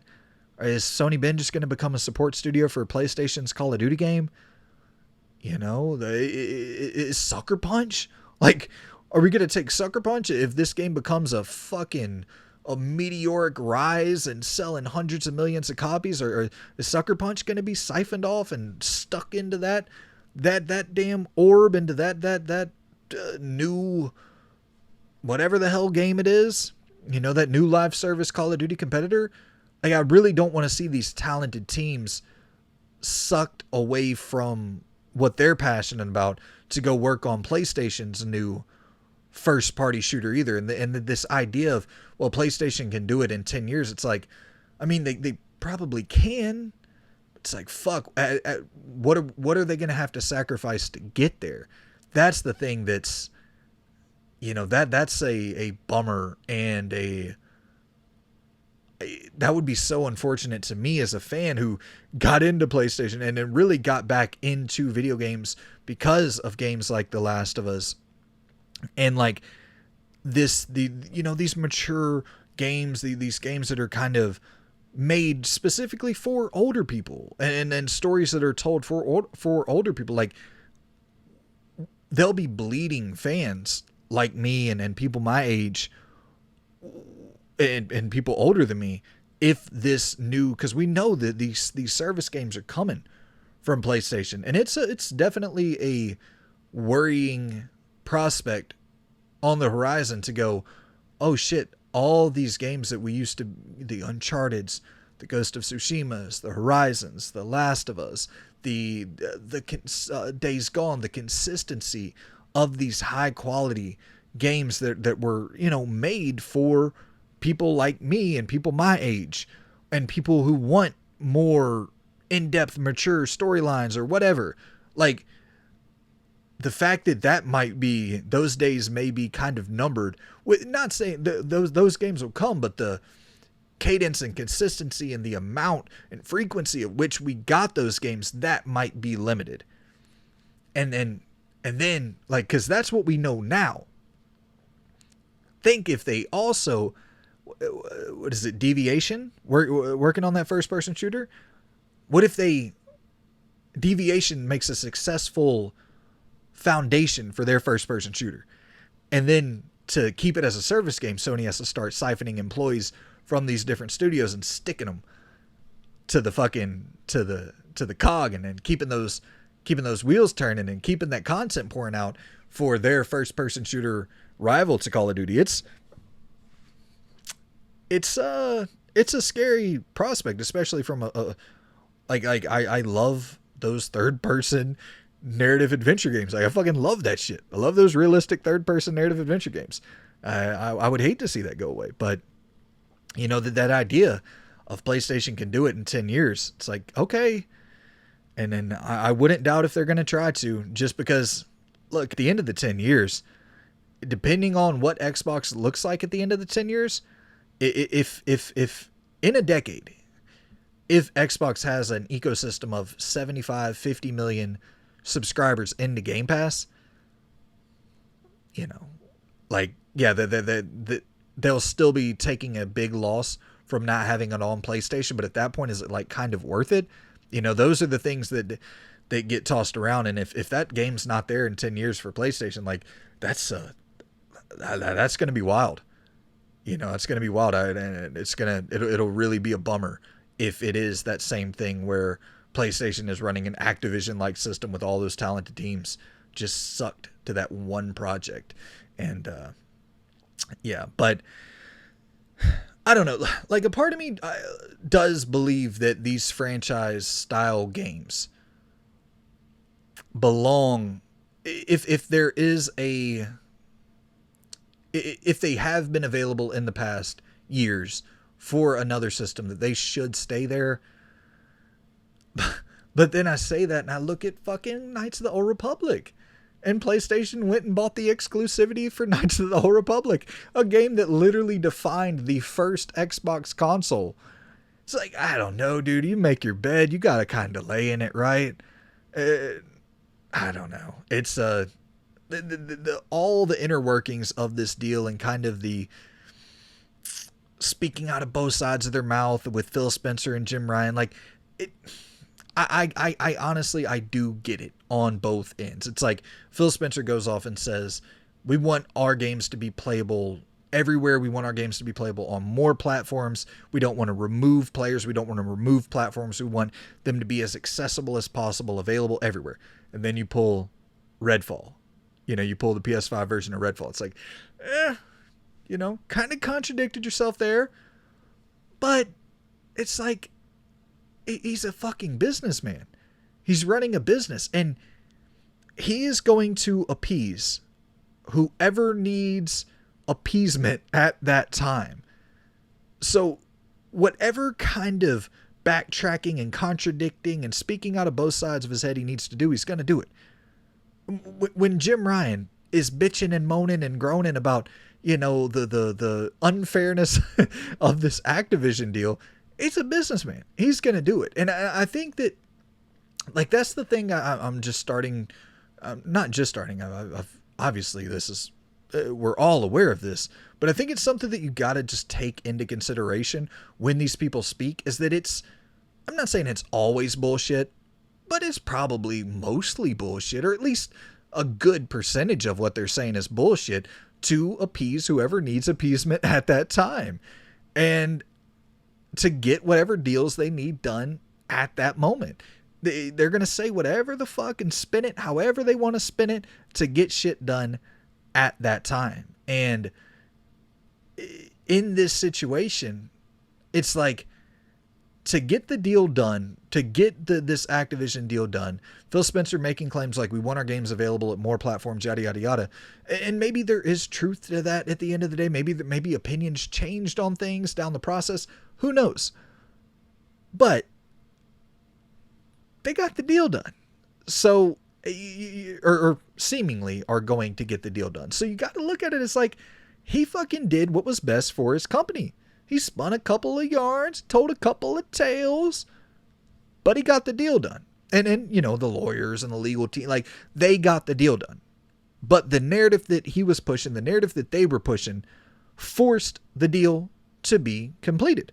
And now from this point on, it's like, who fucking knows? Once again, opening Pandora's box to what comes from this point on. And it's really interesting. It's going to be really, really interesting. Yeah. So when Jim Ryan's doing his bitching, when Phil Spencer's spinning a yarn and telling a tale and, speaking out of both sides of his head, it's like, yeah, they're businessmen. They're going to contradict themselves, and they're going to say whatever needs to be said in the moment to ensure that their company is profitable and doing as well as possible. These motherfuckers aren't Santa Claus. They're running multi-billion-dollar companies. They're not our buddies. So I don't know. It's all interesting though. So I'm just glad that it's over more than anything. It's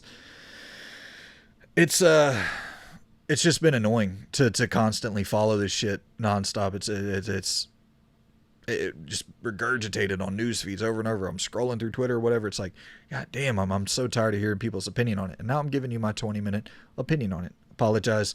Let's finish off with a good story, a positive story here. And Silent Hill 2, seemingly ready to go. Speaking with PAP Business, PAP Business, Bloober Team CEO, I'm going to butcher the shit out of this, but here we go. Piotr Babino explained that Silent Hill 2 development is further ahead than fans likely expected. Babino says that Silent Hill 2 is technically ready. He mentions that when the title will debut and how its promotion will be handled is in the publisher's hands, not Bloober's.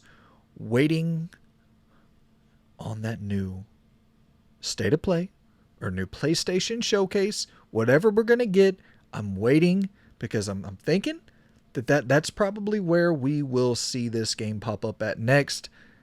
And if all of this is correct here, you're looking at maybe maybe an October launch for old Silent Hill 2.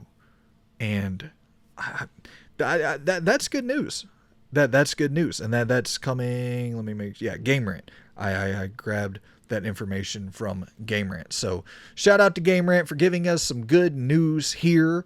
And then with obviously Pat Business for getting the interview with the CEO, but I read it from Game Rant. So shout out to Game Rant, shout out to Pat Business. I think I'm just losing my brain at this point, but this is fucking good.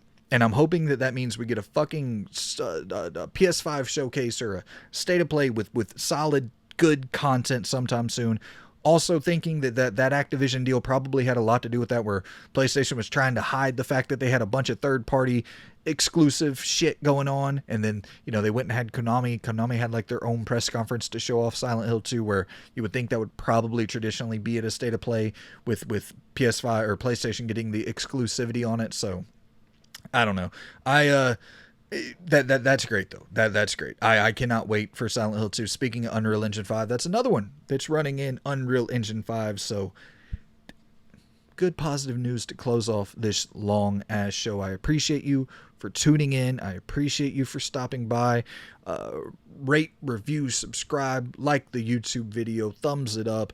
Do the thing. Get I'm out of words. Appreciate y'all for tuning in. I'll see you guys in the next video. Hit me up in the comments. Let me know what you think about existence. Have a good one. Goodbye.